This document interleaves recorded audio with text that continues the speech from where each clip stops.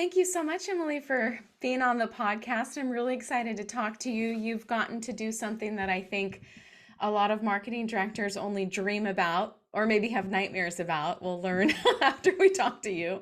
But before we get started talking about your experience, let the listeners know who you are and the college you're from.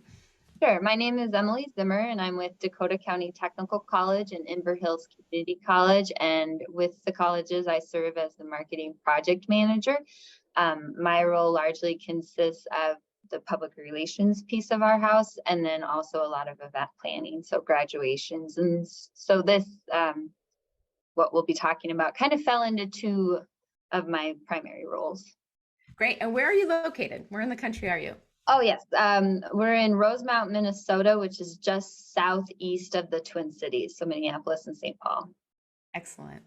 So let's talk a little bit about this presidential visit. Starting from when did you first hear about it? How long did you have to prepare? What was that like when you got the phone call or the email? I don't even know how you got notified. What was it like? Sure. So I think our president was notified a little bit sooner. I think he knew on Thanksgiving Day of 2021. The rest of us, he was kind of waiting confirmation that they really were going to come. The rest of us learned about it that Friday after Thanksgiving.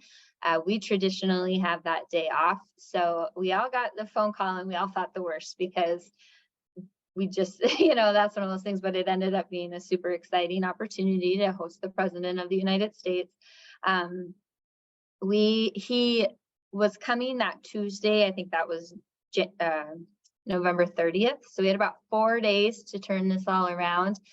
I think that actually worked in our favor. It, of course, was very stressful, but it also just meant we had to get up and do the thing. And it kind of prevented maybe overthinking something.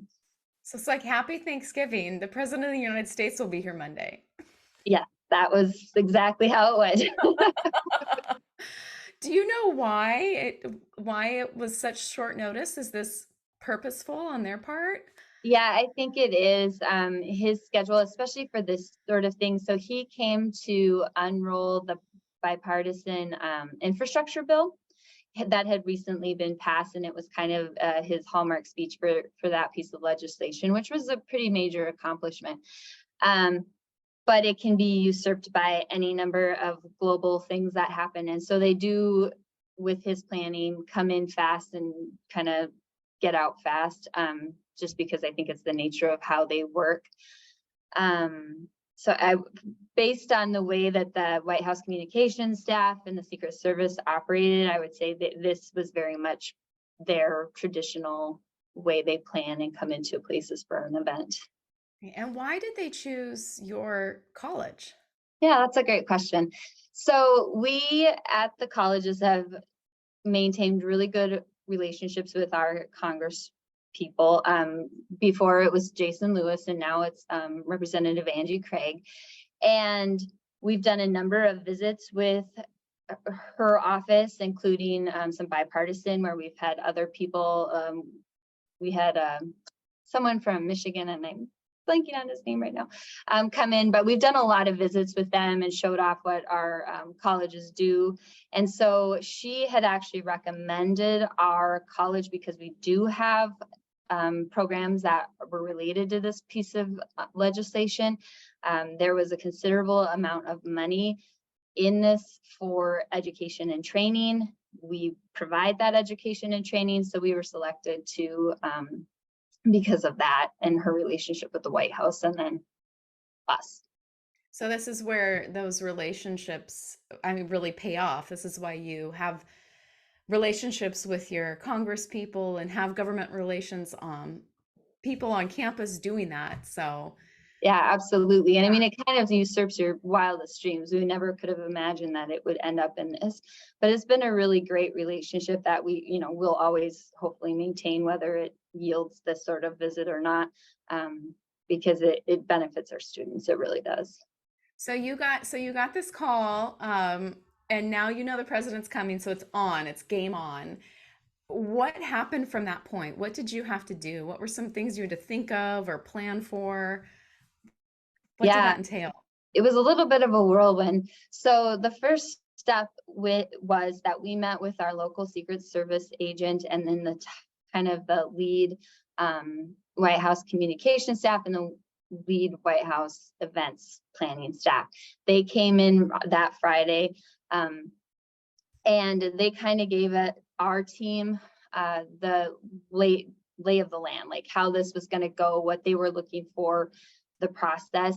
They're really thorough in that meeting about explaining the good, the bad, and the in between, which was really fantastic that they were so frank, because then we had a good idea of what to expect, and really they were almost spot on with everything. So from there, we took them around our campus, because while they had identified our campus as a place to host this event, they hadn't actually where on our campus. So we did some touring, kind of identified a few different spaces that they could come. And then the Secret Service does kind of a safety analysis of those spaces, because obviously they need to know whether they can get the president out of there quickly if something were to happen, entry, exit, all of the things. I can't even say I understand it all. But so eventually they settled on our heavy duty truck lab, and which is an interesting spot, but it worked out really well. It really hit the theme of the event. And then we were basically handed kind of a sheet of, these are the things that we'll need you to do, while the White House communications staff did everything with the national media. I coordinated everything with our local media, and we helped them with all the event stuff, whatever stuff or equipment and whatnot that we had, kind of got that going. And yeah, it just kind of runs into a big blur, but it was definitely an all hands on deck type of event. Not a lot of time for egos or anything like that. People just had to get in and do the parts that they, were hired to do. And that part was sort of fun and amazing to see how everyone just stepped up to the plate and did the thing. I mean, it really was incredible. Well, I want to ask you about that, about what everybody's roles, but something you said really interested me was your local Secret Service agent. It's like, you don't even think that you have a local, somebody in the Secret Service that's local. Yeah, every state has one. I learned that. Yeah. And it's interesting because when they're not dealing with presidential visits, because obviously the president doesn't visit that often, they are investigating financial crimes, federal financial crimes. And so it was really neat to meet her and to know that she's here, and she knew her business amazing. I mean, she was an incredible partner to work with. I really could be more complimentary of her. And so yeah, it kind of sounds like a movie, yeah, it kind of felt like am I being punked? Is this all gonna So who was involved? Who did the president of your campus pick a team or put a team together? How many people had to be involved in this? So initially it was, I think, a team of 6. Our operations and security department was immediately involved. Communications, which was my role, was immediately involved. Our IT staff head, he was involved in the initial planning, obviously our president. And then we belong to Minnesota State, which is a system of colleges here in Minnesota. And they also had a representative come down, since this was kind of an extraordinary event. And so that was kind of our initial planning team. As things got going, then some others, vice presidents, deans, that sort of thing, were invited in as well. So what role did the IT department play? Well, that's really interesting. So our building is a huge concrete box. Think about like a mall or something. That's kind of what its shape. And so it's really hard to get satellite service and whatnot in here. So he ended up playing a pretty huge role, because he had to help get them hooked up to be able to stream everything out to the world. Also, the Secret Service goes through every inch of your building. And when I say that, I am not exaggerating. They go through your ductwork. They go through your tunneling. We have tunnels under our building. They go through all of that. They go through your wiring. They know every chemical that's on your campus, biohazard chemicals, explosive chemicals. They just don't their thing is nothing to chance, and they are very serious about that. And so they end up going, checking our systems for hacking and all that sort of thing too. So it's pretty Wow. extensive, their work beforehand, to make sure that the space is safe. How many agents ended up coming out? Oh, that's a great question. It started with the one local, and by the end there must have been 40 or 50, and maybe I'm Wow. exaggerating, but it was quite a A few, lot. because there was a team that like patted people down as they came into the building. There was a team just standing guard. There was the president's personal detail, which I think is 4 to 6 people. I mean, so it's quite a few people that Okay. are in the president's group. And this is like a total in the weeds question, but you didn't have to feed all those people, did you? No, no, Okay. we didn't feed them. Actually, they fed us, I think, more Oh, than we, yeah, good. I was like, had a lot of I could donuts. see like the communications person is always like the catch-all.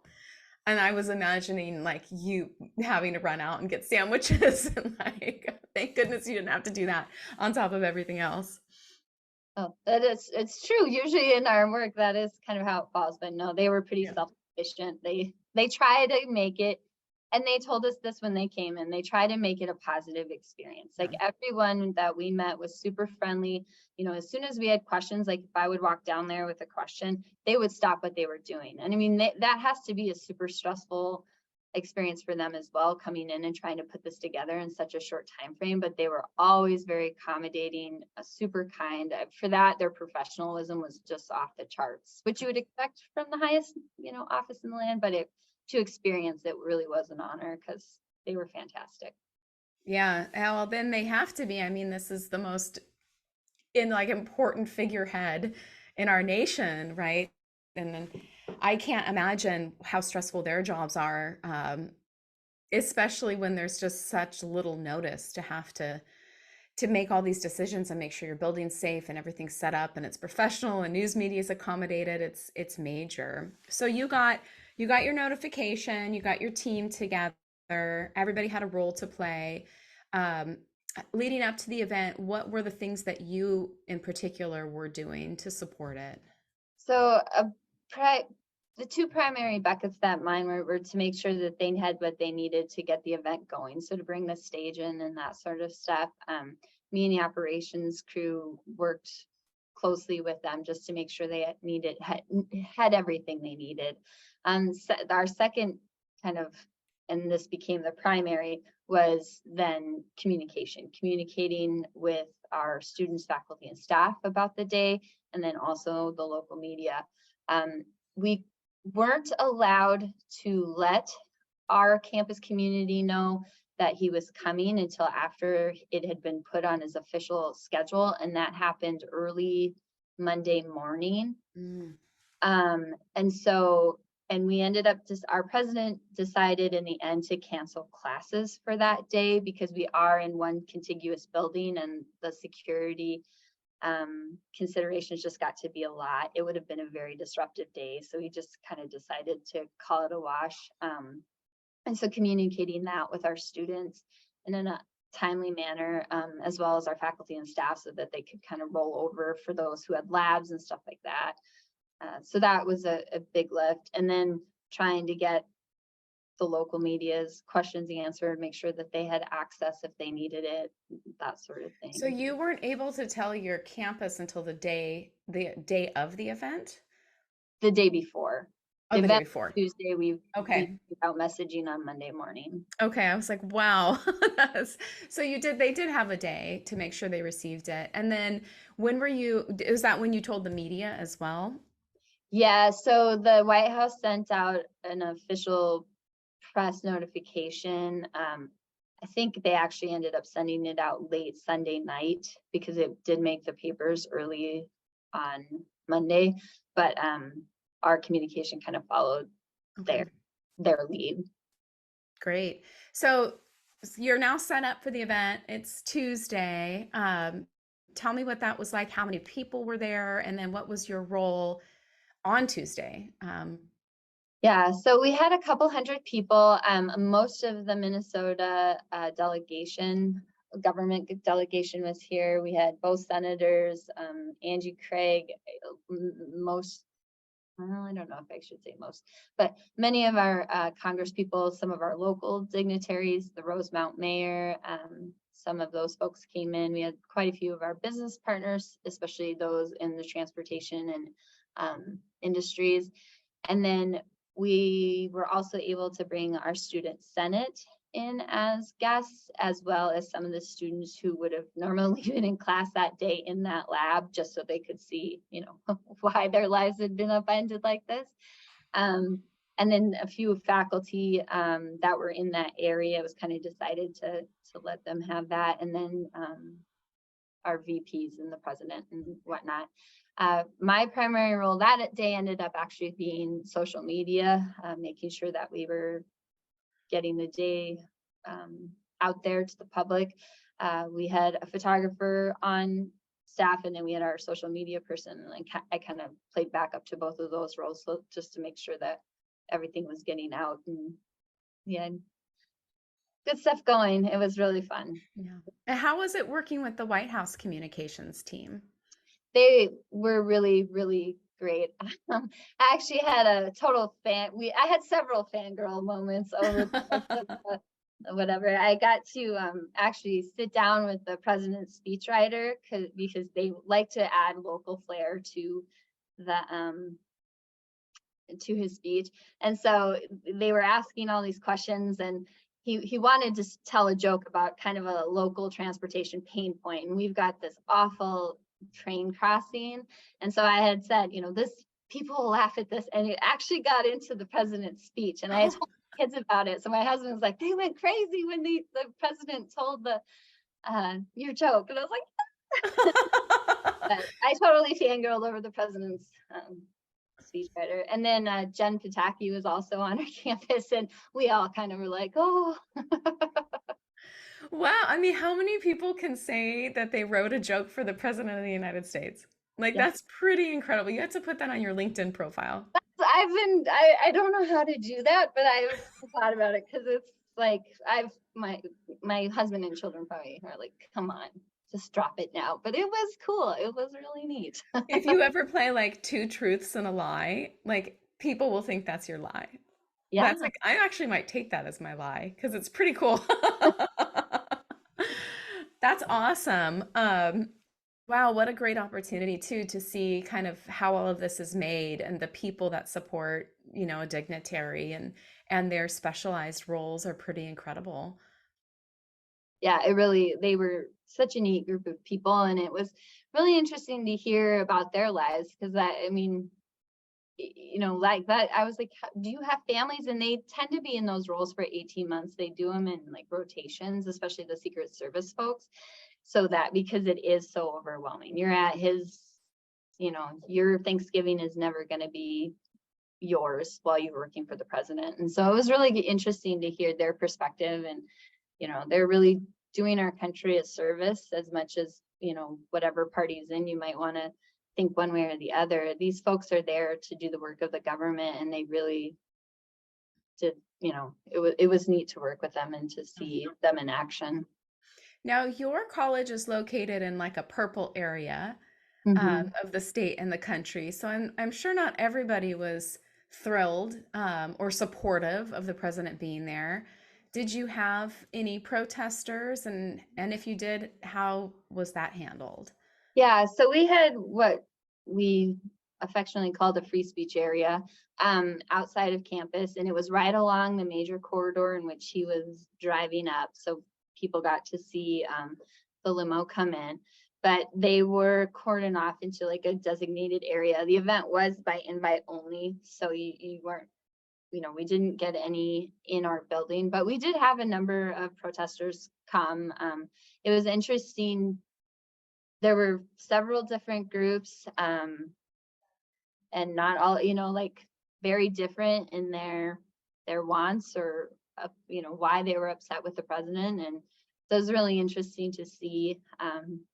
But that was the Secret Service's suggestion, was to do a free speech area, and it actually worked really well. Basically, as soon as his limo went by, they scattered. So Oh, great. How many protesters were there? Oh, I would say a couple hundred. Okay. Like I said, there were kind of three main groups that came, and it was also hard to tell because they kind of got mixed in with some of the people who are just curious, who just wanted to see Yeah. um, the vehicle drive by. So, but I mean, the signage was funny. Some of it was punny, and some of it was awful, and it When the was, but it president, when he arrived, how long did he spend on the campus? Was it pretty quick? Yeah, he was probably here for about an hour. He came in and welcomed people, our president and some other of the, Angie Craig and our senators. He gave probably about a 20-minute speech. And then he stuck around and did pictures and shook hands for probably another 20 minutes. So I think about an hour. Did And you then, get a picture? Did you get a no, picture of I him? did not. Oh, you should have told him I wrote your joke. Give me, let me get in a picture. We tried to push our students because that was, we really wanted them to get in there Oh, and that's he was great. great about talking with them. One of our students actually introduced him, and her mom got to sit like front and center. And he was so kind and gracious. He took a picture with her, and he took a picture with her and her mom at the afterwards. And so that part was super awesome. I mean, that probably was the highlight of the whole thing for us, was just seeing our own student on that stage and How getting to cool. tell her story, because she has a pretty awesome story. So Yeah, what a wonderful opportunity for the student, but also just for your college to be able to share a student story like that. That's amazing. yeah, yeah. Yeah. No, it was really fun, and she did a great job. Her name is Sarah Riviere Harzan, and she's got a cool story. She's a veteran. Um, she's a female in a male-dominated field, and just she's gonna rule the world someday. And so it was super fun to see her up there. Oh, that's great. Anything unexpected happened during the event? So yes, we shortly after the event, there was a kind of a conspiracy type video that was created by a couple of people who claimed to be students. We've never been able to figure out who they were, but they claim that we had bussed in fake students and that the college didn't notify folks that they were coming. And it actually got fairly good traction. I think it got like 40 or 50,000 views. And so kind of dealing with that aftermath was interesting. That was its own learning process. It was neat in the fact that a lot of the major press was there, and so they had representatives on the ground kind of right away saying, well, that's probably not right. And so we got to go through the fact check process with a number of them, including the AP, NPR, and yeah, those are the kind of the two big ones. And so we had our students who were there. We did kind of a press training with them. So not to tell them what to say, but just to make them comfortable with what the process would be in talking to a major reporter. And then they talked with them. We share some records about like the message, the timing of our messaging and stuff like that, our system timestamps, those sorts of things. So it was fairly easy to disprove the video, but it didn't make it any easier that it was out there and people were sharing it. And that was hard for me personally, and it was hard for a lot of our folks who were involved in that event, because it kind of felt like a slap in the face a little bit, but you can't help what people put out there. And I think we're all familiar enough with the internet to know that stuff happens. Did you respond to it at all, or? Um, so that was a hard thing to do, because it kind of went from, well, this little thing is out there, we know it's not true, let's see what it happens. And then all of a sudden it was like out there. So we decided, because almost immediately, as soon as it started to get traction later that day, I had the AP call with the fact checker. So I was like, why don't we go at it from that angle instead of trying to argue in message boards and on Facebook. We had a few people on our Facebook page share the video, and for those people who were like genuinely asking questions, we were willing to answer those in, a respectful and kind way. But we didn't go out and try to argue the trolls, because that seemed not like a good use of time. Was this something that the White House communication staff was interested in, or is this common for them? It is common for them, and it's interesting because if you kind of follow where the president goes, these things pop up almost everywhere, and they're very similar in nature. They're made to disrupt and to take credibility away from the president and his office. When I brought it up to their communication staff, they said, give it about 48 hours and people will quit sharing it. And it almost to the minute, I swear, that was how it went. It was a big deal until the next shiny thing came up, and then, I haven't seen it again. So Isn't it funny? Like bus fake students, like this is so silly what people put out there. But well, I've even thought, like, if I even wanted to be involved in such a thing, could I have pulled it off in that time? And I'm like, I don't think I'm smart enough to actually be that diabolical. I don't know. What, anything else in the follow-up? Like, was there more media interest or our students had a lot of interest. I think there were probably about a half a dozen local media that interviewed and talked to her, including her hometown paper, which I think is the one that mattered most to her. So that was really fun.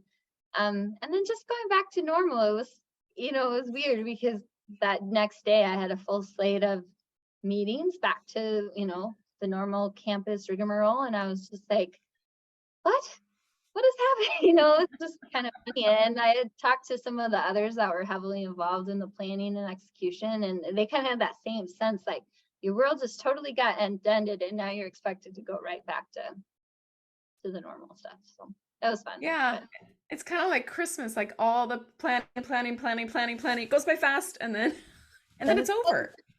Yeah, you kind of get sad. You're like, oh. So, there's other colleges. Actually, the old college that I used to work for in your role, which is Maricosta College here in San Diego County. I think it was maybe December the president came. I didn't get invited. I called the woman who replaced me. I'm like, why didn't I get invited? But it was like you, where it was just a small event, couple hundred people. So you just never know. You never know if you're going to be selected, if this is going to be somewhere a dignitary wants to come. So what advice do you have to other college leaders who might find themselves in a similar situation? Yeah. My first bit of advice would be to lean on the secret security and White House teams. They really know what they're doing. And like I said before, they were fantastic in answering any questions, addressing any issues that came up throughout the whole process. So I think we tend to want to be really self-sufficient, especially on our campuses, because these are our buildings and our things, but they really are the professionals who know this process the best. So I think leaning on them. The other thing, early in our process, when I got back to our office after that initial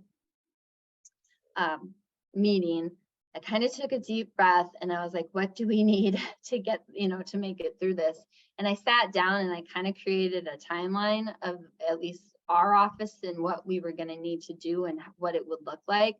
And just taking that couple of minutes to actually put a plan on paper was huge for us.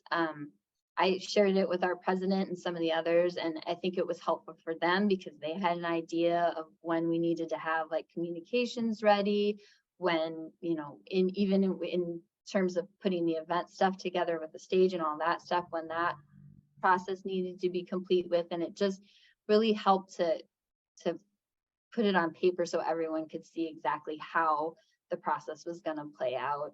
I can't say that I don't know why it struck me to do that, but it really was helpful.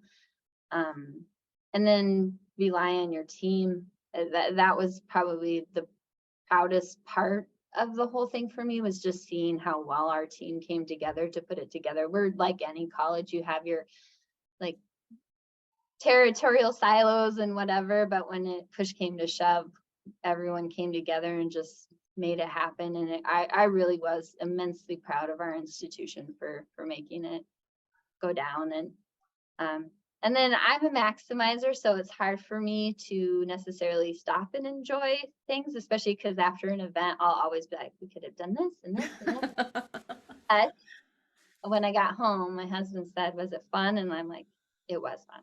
It was awesome. So enjoy it, because it is probably a once in a lifetime opportunity, and nobody else knows the wrong logo was used, or, whatever the thing is. So let it go.